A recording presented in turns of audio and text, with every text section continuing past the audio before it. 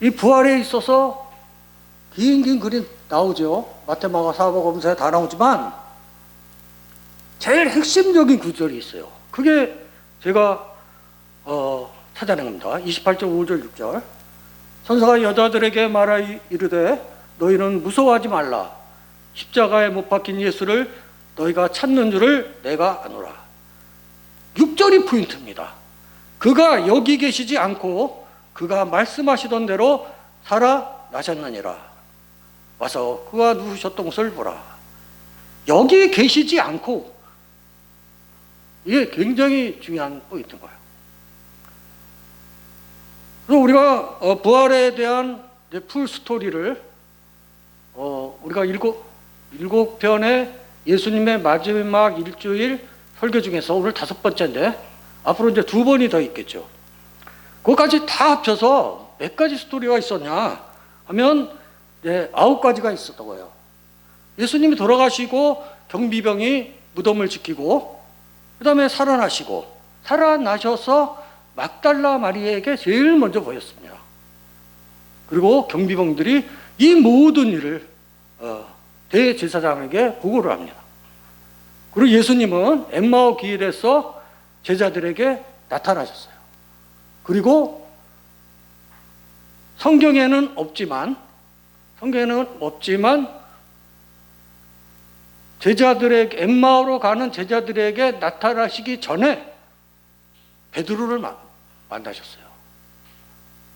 그래서 구체적인 언제 만났다 이게 안 나오지만 엠마오 가는 제자들 바로 전에 만났을 거다. 그렇기 때문에 그 다음에 보면 먼저 베드로에게 보이시고 게바에게 보이시고 이렇게 나오죠. 그러니까 추정을 할 수 있는 거예요. 그리고 11제자에게 나타나셨어요. 근데 그 와중에 도마가 의심했고, 그래서 옆구리니 다 이렇게 만져보고 눌러봤죠. 그 복음을 전파하라 사명을 주시고 하늘로 올려가십니다. 그래서 오늘이 10개월째예요. 2달에 한 번 설교하니까. 그러면 다음에 요게 부활 승천까지가 이제 나옵니다. 승천의 비밀도 알 필요가 있어요. 또 첫째, 예수님의 부활은 예언의 성취였습니다. 그러니까 예수님의 순환 예언과 구약의 하나님의 말씀이 다 이루어진 그런 예언의 성취입니다. 그래서 금요일에 예수님께서 십자가에서 죽으시고 다음날 토요일에 대제사장들이 빌라도에게 갑니다. 빌라도에 가서 저 서기던 자가 살아있을 때에 내가 사흘 후에 다시 살아나리라 하였으니 분명히 제자들이 밤에 와서 시체를 도둑질해가고 그리고 부활했다가 속을 것이다. 그러니 사흘 동안은 우리가 잘 지켜야 됩니다 하고 부탁을 했습니다.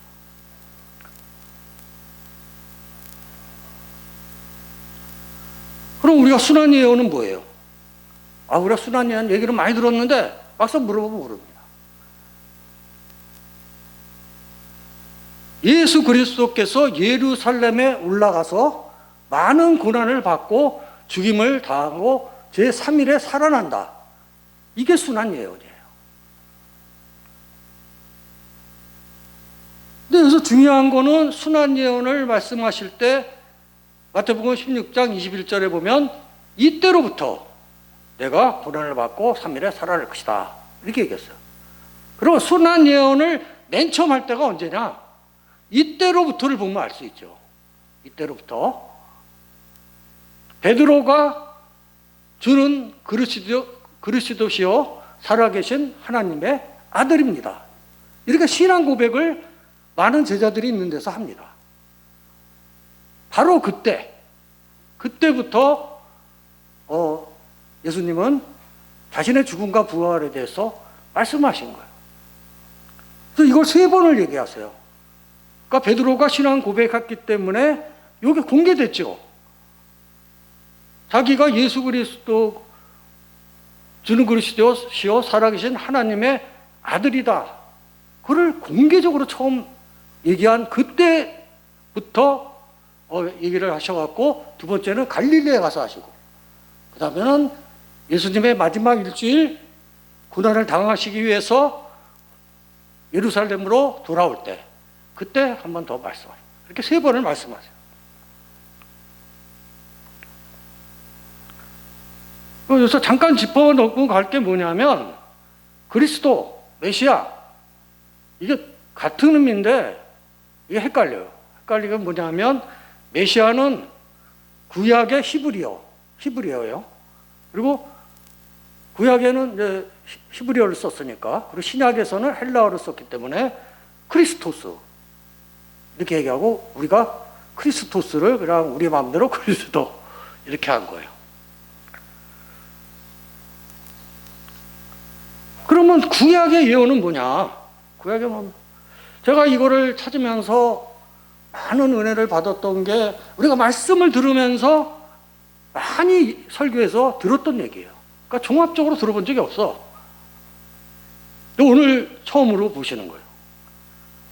그래서 누가복음 24장 46절에서 47절에 구약의 예언에 대해서 누가가 딱 정리를 해줬어요. 너무 좋습니다. 이게 정리를 안 해주면 우리가 이걸 파악하려면 너무나 힘든데, 그러니까 구약의 예언은 뭐냐? 간단하게 두 계절이다 이거죠. 그리스도가 고난을 받고 제3일에 죽은 자 가운데서 다시 살아날 것과 죄사함을 받게 하는 회개. 그러니까 복음이 예루살렘에서 시작하여 모든 족속에게 전파될 것이다. 그게 구약에 있는 많은 예언, 무지무지하게 많죠. 오늘 몇 개만 보여드린 거예요. 그래서 우리가 보면 그리스도가 고난을 받고, 그러면 시편 22편 6, 15, 18절 이렇게 나와요. 나는 벌레요 사람이 아니라 사람의 비방거리요 백성의 조롱거리입니다. 내 희명할라 질그릇 조각 같고 내 혀가 입천장에 붙었나이다.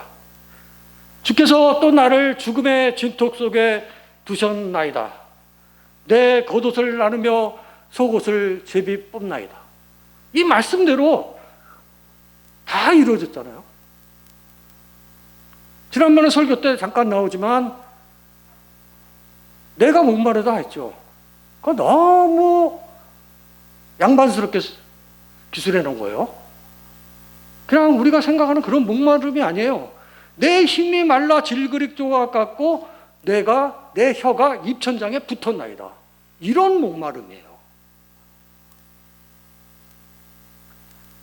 그리고 우리가 잘 알죠. 이사야서 53장 4절에서 7절 고난받는 종의 노래가 있죠. 여기에 보면 잘 나와요. 그는 실로 우리의 질고를 지고 우리의 슬픔을 당하였거늘 우리는 생각하기를 그는 징벌을 받아 하나님께 맞으며 고난을 당한다 하였노라. 그가 찔림은 우리의 허물 때문이요 그가 상함은 우리의 죄악 때문이라. 우리 모두의 죄악을 그에게 담당시키셨다. 그리고 마지막 7절에 한마디로 이 고난의 모습을 한마디로 얘기를 해줘요. 도축장으로 끌려가는 어린 양과 같다. 그래 나오죠. 그리고 두 번째, 우리가 제3일에 죽은 자 가운데서 살아날 것. 그 시편에 보면 16편 8절 10절 그가 나의 오른쪽에 계심으로 내 육체도 온전히 살리니 주께서 내 영혼을 수월해 버리지 아니하시며 주의 거룩한 자를 멸망시키지 않을 것이다. 그런 메시아적 왕과 제사장 등에 대한 예언 거기도 나오죠. 여호와께서 내 주에게 말씀하시기를. 그래서 깜짝 놀라죠. 아니 하나님이 또 있는데 하나님이 또 내 주에게 말씀하신대요. 그때는 예수님이 오지도 않았을 텐데 여호와께서 내 주에게 말씀하시기를 내가 내 원수들로 내 발판이 되게 하기까지 너는 내 오른쪽에 앉아 있으라. 그래서 에베소서도 보면 살리셔서 하나님 우편에 앉히셨잖아요. 그럼 오른쪽 왼쪽의 개념보다는 통치권을 준 거예요. 통치권.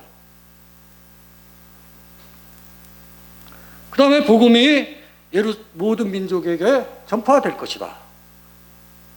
주 여호와의 영이 내게 내리셨으니 가난한 자에게 아름다운 소식을 전하게 하려 함이라. 이사야서 61장 1, 2절. 9월의 아름다운 소식, 아주 유명한 말씀이죠. 그런 아름다운 소식을 전하는 것은 복음만 전하는 게 아니에요. 구체적인 내용이 그 다음에 나옵니다. 나를 보내사 마음이 상한 자를 고치며 보로된 자에게 자유를 주고 갇힌 자에게 노임을 선포하고 하나님의 보복의 날을 선포해서, 말씀 때 심판의 날이죠. 심판의 날은 모든 잘못된 것에 대해서 보복을 하는 거예요. 모든 슬픈 자를 위로하다. 그러니까 우리 복음만 받아들여라 이게 아니에요. 그 사람을 위로하고 고쳐주고 자유를 주고 병을 고쳐주고 이런 것을 복음과 함께 해야 되는 거예요. 그리고 이사야서 66장 18, 19절을 보면 때가 이르면 문나라와 너가 다른 민족들을 모으리니 그들이 나의 영광을 문나라에 전파하리라. 이렇게 나옵니다. 그래서 예수님의 부활은 예수님의 순환 영과 구약의 하나님의 말씀의 성취였습니다. 다윗 왕이 시편을 언제 썼어요? 그 전에도 물론 이제 모세가 나 같은 선지자가 올 것이다 했지만 구체적인 얘기, 죽음과 부활과 여호와께서 내줄게, 이건 구체적인 얘기는 시편에 나오는 거예요. 그리고 그때가 기원전 1000년이에요. 그 다음에 이사야 선지자가 나서 또 그걸 구체화시켜서 내려와서 예수님이 오셔서는 순환 예언을 3번을 하시고, 그리고 예수님의 죽음과 부활이 실현된 거예요. 아, 대단하지 않습니까? 지금 많은 사입이 이런 사람들이 와서 갑자기 나타나서 내가 부활할 예수다, 재림 예수야, 너희들 알아? 내가 재림 예수야, 이래도 막 믿고 막 따라요, 정신없는 사람들이. 근데 우리 예수님은 기원전 1000년부터 다윗의 시편, 이사야서 쭉 해서 예수님 오셔서도 본인이 3번 얘기하고 부활과 죽음과 부활이 실현된 거예요. 그리고 그걸로 끝납니까? 그걸로 안 끝나죠. 고린도전서 15장 20편을 보면 부활의 순서대로 우리가 말세에 살아날 것이다. 그리스도는 뭐냐? 그리스도는 잠자는 자의 첫 열매가 되었고 자기 차례대로 되리니 먼저는 첫 열매인 그리스도요, 다음에는 그가 강림하실 때 그리스도에게 속한 자라. 데살로니가에 구체적으로 나오죠. 산자가 먼저 공중재림에 안 올라가요. 죽은 자가 살아나서 하나님 예수님을 공중재림할 때 올라가고 그 다음에 우리가 올라간다. 그렇게 순서가 다 있어요. 그래서 이게 기원전 1000년부터 해서 앞으로 미래까지 다 이게 스케줄이 되어 있는 거예요. 그러니까 우리가 부활의 소망을 가져야 되는 거예요. 아, 예수님만 그랬나 보다, 우리는 뭐 별 혜택 없지? 이게 아니에요. 구체적으로 말씀을 주신 거예요. 요한계시록 강해를 하면 거기에 다 나와요, 자세하게. 지금 짧게 얘기해서 그러지. 그러니까 예수님의 부활, 두 번째 얘기는 예수님의 부활은 뭐였냐? 어떤 의미가 있나? 역사적 사실이었다 이거지. 신화가 아니에요. 그럼 너 증명할 수 있어? 오늘 말씀을 통해서 제가 증명을 하는 거예요. 첫 번째 부활의 증거는 빈 무덤이에요, 빈 무덤. 그러니까 천사가 나타나서 여기 계시지 않고 살아나셨다. 그러니까 여기 계시지 않은 거. 빈 무덤이 부활의 증거가 되는 거예요. 그럼 우리가 스토리가 구체적으로 어떻게 전개됐나? 1절에서 보면 안식 후 첫날 새벽에 여자들이 무덤을 찾아갑니다. 찾아가서 보니까 무덤의 돌은 이미 벌써 굴러져 있고 들어가 보니까 천사가 앉아 있었어요. 앉아서 아까 그 얘기를 하는 거예요. 아, 예수님을 찾냐? 여기 계시지 않고 살아나셨어. 그래서 그 여인들이 큰 기쁨을 받았던 거예요. 사도행전의 공식적인 거기에는 베드로지만 실제는 여자들이에요. 여자들. 막달라 마리아, 야고보의 어머니 마리아, 살로메, 요한나 등등등 많은 여성들이 갔어요. 근데 그 당시에는, 예수님 당시에는 여자는 거기 앉는 거예요. 그리고 놀랍게도 이 부활의 증인은 경비병들이었어요. 말씀 보면 대단하죠? 큰 지진이 나며 주의 천사가 하늘로부터 내려와 돌을 굴려내고 그 위에 앉았는데 그 형상이 번개같고 그 옷은 눈같이 희건을 지키던 자들이, 경비병들이 무서워하여 떨며 죽은 사람과 같이 되었어요. 그래서 어쩔 줄 모르고 있는데 그 다음에 여자들이 온 거예요. 그러니까 천사가 내려와서 지진을 일으켜서 돌을 하는 거는 경비병들이 본 거예요. 그 여자들은 왔을 때는 벌써 무덤의 돌이 열려있느니라 그렇게 나와요. 그러니까 놀랍게도 예수님 부활의 사실은 첫 번째 증인이 객관적인 경비병들이에요. 이 말씀을 준비하면서 경비병은 생각도 못했는데 경비병입니다, 첫째는. 그래서 그 경비병들이 깜짝 놀라갖고, 야, 대제사장에게 막 뛰어갑니다. 뛰어가서 모든 된 일을 보고를 해요. 그러니까 대제사장들이 깜짝 놀라갖고 돈을 막 엄청 주면서 너희들이 깜빡 잠이 들었을 때 예수님의 제자들이 와서 훔쳐갔다, 그렇게 말해라. 그리고 사건을 조작합니다. 근데 놀라운 거는 15절에서 어떻게 정리하냐면, 군인들이 돈을 받고 대제사장들이 가르친 대로 행했다고 온 유대에 소문이 났어요. 망신도 그런 망신이 없죠. 조작한 것까지 다 알려졌어요. 물론 안 알려줬겠죠. 근데 나의 사랑하는 아내에게, 야, 우리 아내한테만 얘기할게. 나 돈 많이 받았어. 그렇게 하니까, 아니, 너 어디서 돈 났어? 이렇게 하니까 아내한테 얘기하셨고, 아내가 자기 또 친한 친구한테. 이러다 보니까 온 유대에 소문이 난 거예요. 그래서 결정적인 증거는 무덤의 돌이에요. 놀랍죠? 제가 이 말씀을 준비하면서 우리 믿는 자들이 아니에요. 경비병들이 제일 먼저 받고 그 다음에 무덤의 돌이 눈 시퍼렇게 뜨고 보고 있는 거예요. 무덤의 돌이. 그럼 무덤의 돌이 어떻게 해서 증인이 되냐? 그리고 우리가 봐봐요. 큰 지진이 나며 주의 천사가 하늘로부터 내려와 돌을 굴려냈다고 나오죠. 그럼 한번 보죠. 아까 사진에, 성지순례 사진에서 봤지만 요게 예수님의 무덤 원형이에요. 그러니까 예수님 그때 당시에 돌무덤은 입구를 은각으로 만들어.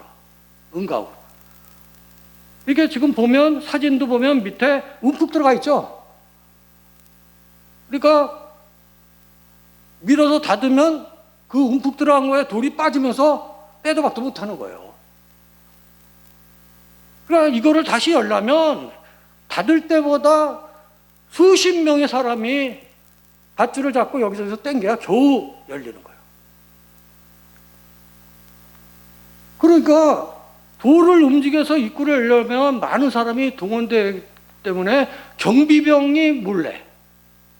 몰래 예수님의 시체를 가져간다는 건 불가능한 거예요. 그 당시 모든 사람이 다 인정했습니다. 로마 군인들도 다 인정했어요. 왜? 무덤의 돌 때문에. 이거는 신유의 능력이 아니면 열 수가 없는 거예요. 경계등 몰래. 그래서 사람이 쉽게 움직일 수 있는 그 돌도 이 하나님의 역사하심에 사용이 된 거예요. 두 번째 부활의 증거는 빈무덤 첫 번째에 이어서 나타나심이에요. 예수님께서 나타나셨다는 거예요. 많은 사람들한테. 그래서 9절에서 보면 여자들이 예수님이 나타나셨어. 우리가 제자들에게 빨리 알려야겠다. 그리고 막 달려갑니다. 달려가는데 예수님께서 나타나셔갖고, 그리고 맨 처음에는 깜짝 놀라서 엎드렸죠. 엎드리니까 나다. 우리 제자들에게 내가 갈릴리에서 만나자고 말을 전해라. 그래서 말씀하셨습니다. 그리고 두 번째 나타나심은 11제자에게, 12제자에서 가룟 유다가 빠졌죠. 이런 제자에게 나타나신 거예요. 근데 제자들은 보는 것을 영으로 생각하고 무서워서 벌벌 떨고 있는 거예요. 그래서 예수님은 보고도 믿지 못하는 제자들에게 손과 발을 보이시고 심지어는 생선을 드셨어요. 그래서 진짜로 살아난 것을 증명한 거예요. 고린도서에 보면 신령한 몸이라고 나오죠. 우리 부활의 몸은 거기선 신령한 몸이래요. 그러니까 우리 영은 죽는 게 아니에요. 우리 죽으면 몸이 이제 썩는 건데, 나중에 부활할 땐 이제 몸이 입혀지는 거 아니에요? 근데 지금의 몸하고는 조금 달라요. 왜냐하면 이거 분석을 해보면 예수님께서 11제자에게 나타나실 때도 문을 안 열어줬어요. 안 열어줬는데 나타나셨어요. 근데 놀라운 거는 생선을 주신 거예요. 그러니까 신령한 몸은 이런 집도 통과를 하지만, 벽도 통과를 하지만, 그래도 먹는 거는 우리하고 같구나. 그걸 알 수가 있어요. 그래서 예수님은 제자들의 불신을 해소시켜주면서 사명을 주셨어요. 그리고 고린도전서 15장 3절에서 8절을 보면 구체적으로 명단이 나와요. 명단이. 예수님은 먼저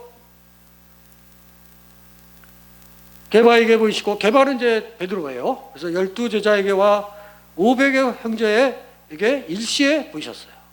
그리고 야고보 모든 사도, 만삭되지 못한 난자 같은 내게도, 바울 사도에게도 보이셨습니다. 그러니까 그 당시에 증인을 쓰려면 2-3명의 증인만 있으면 판결이 나요.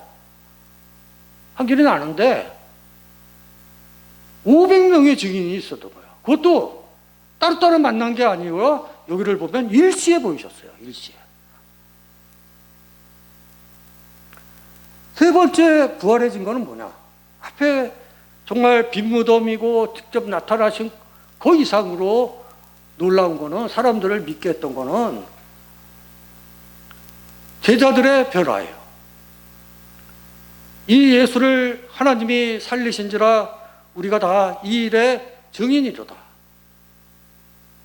그러니까 이 말은 베드로가 오순절 설교에서 얘기를 한 거예요.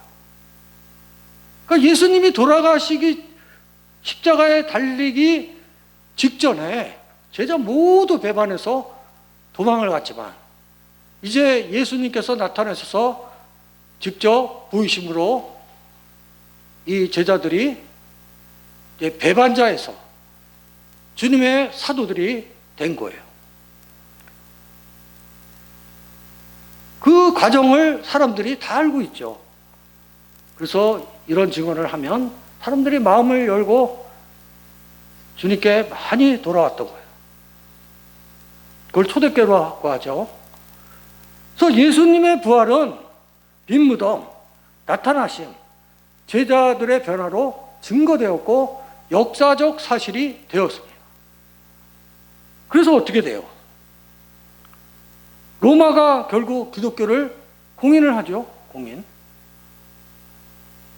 313년 콘스탄티누스 대제가 밀라노 칙령으로 공인을 합니다. 국교가 된 건 아니에요. 그러니까 많은 종교를 로마가 인정하는 종교 중에 하나가 됐다. 이제 그걸로 인해서 핍박을 안 받는다.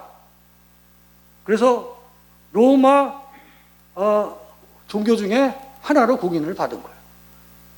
그리고 나서 392년 테오도시우스 황제가 다른 종교를 금지하고 국교로 선포합니다. 그럼 그 과정이 굉장했죠. 뭐 네로가 나타나서 막 사자고 그래서 죽이고 막 하는데도 이게 역사적 사실로 인정된 건 뭐냐면 사자한테 잡혀 먹히는데 찬양하면서 웃으면서 죽는 거예요. 그때는 배반의 시대예요. 네 편, 내 편.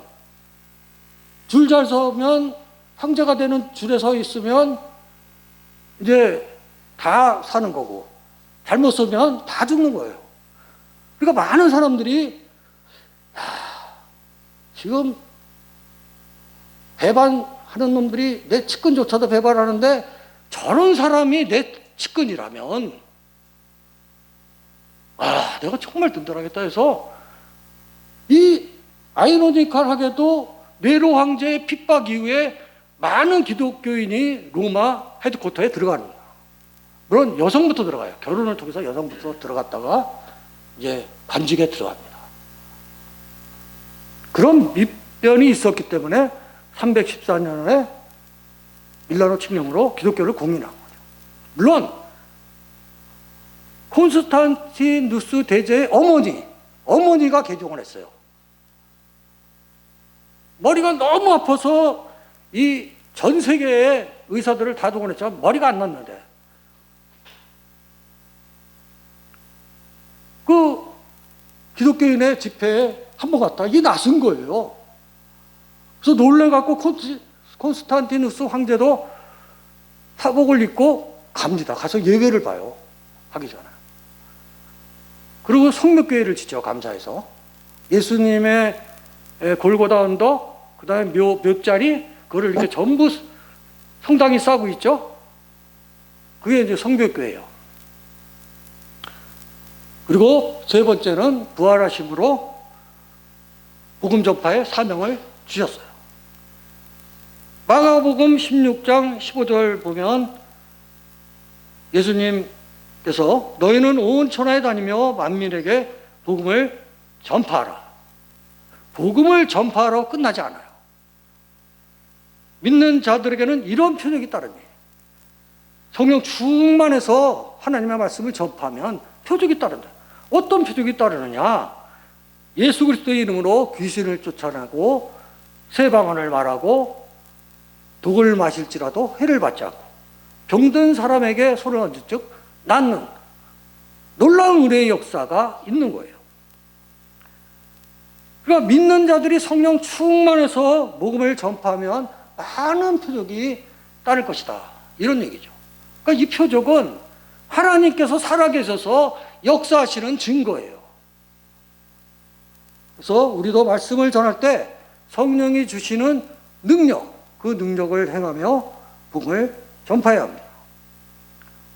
그리고 구체적인 사명은 예수님께서 갈릴리로 가셔서 구체적인 사명을 주셨어요. 이게 그 유명한 지상명령, The Great Commission. 예수님의 말씀 중에서 제일 유명하고 말씀의 제목이 붙은 거죠. 지상명령이라고 나옵니다.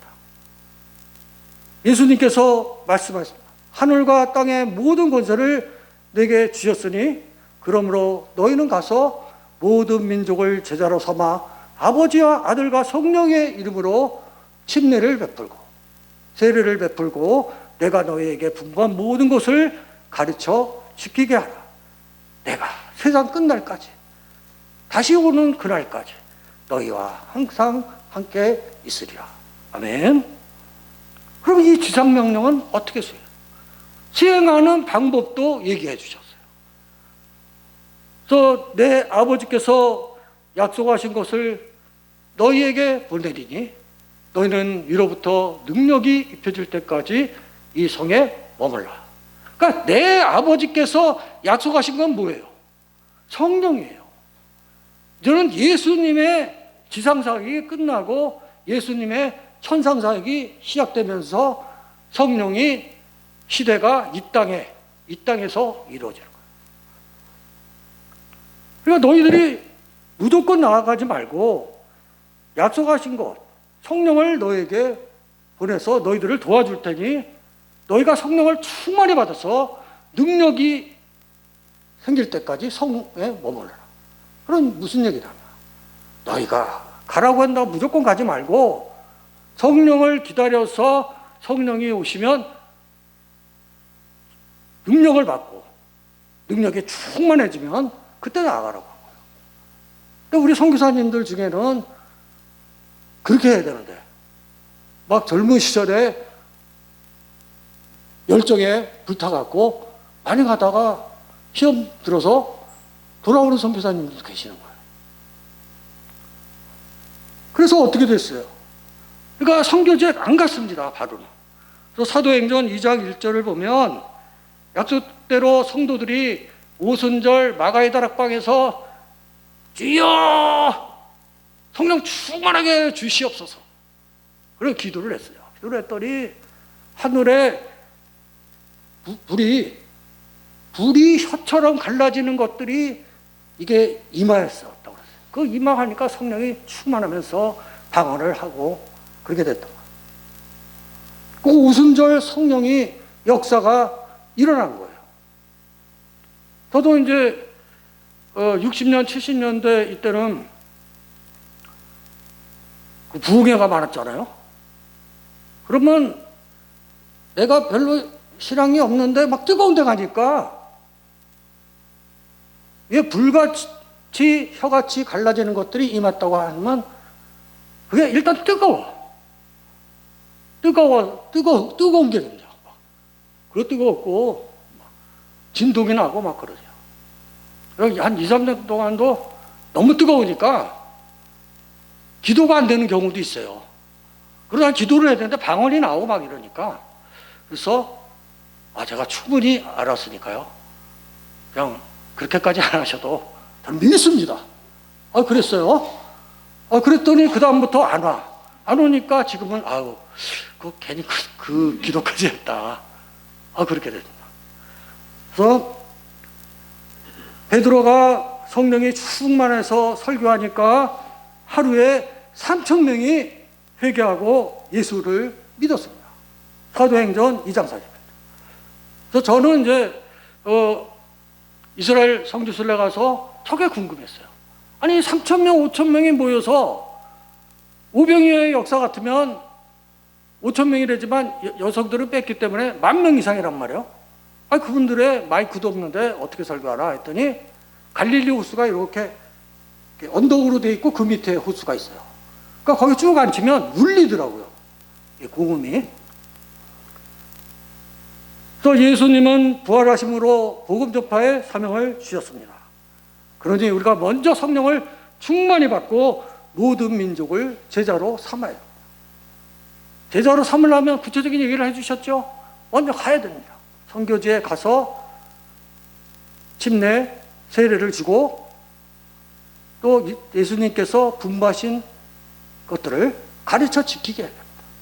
그리고 하나 더해서 성령 충만히 받아서 능력을 행하며 복음을 전파해야 되는 것이죠. 그 말씀을 정리하고 마치도록 하겠습니다. 예수님의 부활은 예언, 예수님의 순환 예언과 구약 하나님의 말씀의 성취였습니다. 빈 무덤, 나타나심, 제자들의 변화로 역사적 사실이 되었습니다. 그리고 부활하심으로 복음 전파의 사명을 주셨습니다. 세상 끝날까지 부활의 확신과 소망을 가지고 성령 충만히 받아서 능력을 행하며 표적을 행하며 복음을 전파하는 성도들이 되기를 예수 그리스도의 이름으로 축복합니다. 기도하시겠습니다. 하나님 아버지 감사합니다.